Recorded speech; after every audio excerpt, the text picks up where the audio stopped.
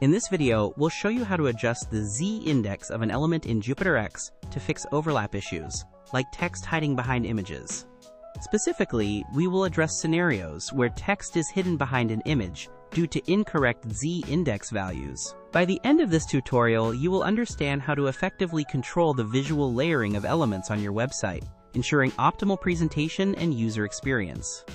And if you're new here, JupyterX is a WordPress theme that supports Elementor, no Elementor Pro needed, with 200,000 plus users, 450 plus ready sites, and WooCommerce features that replace many paid plugins. Let's get started. As you can see, in this design we have two columns, text on the left and an image on the right.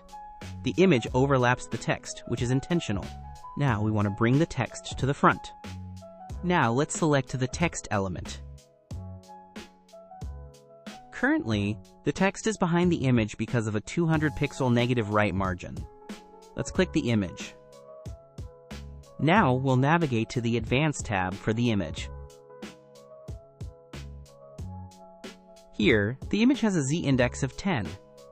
To bring the text to the front, we'll need to give it a higher z-index value.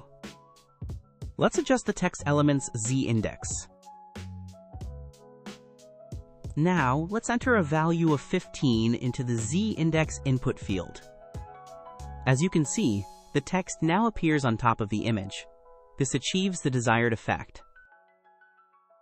In summary, this tutorial covered the essential steps to adjust the z-index of elements within JupyterX, enabling you to effectively manage overlapping elements and ensure the correct visual stacking order. Utilizing the z-index property allows for precise control over the presentation of your website's design, preventing elements from being obscured and enhancing the overall user experience.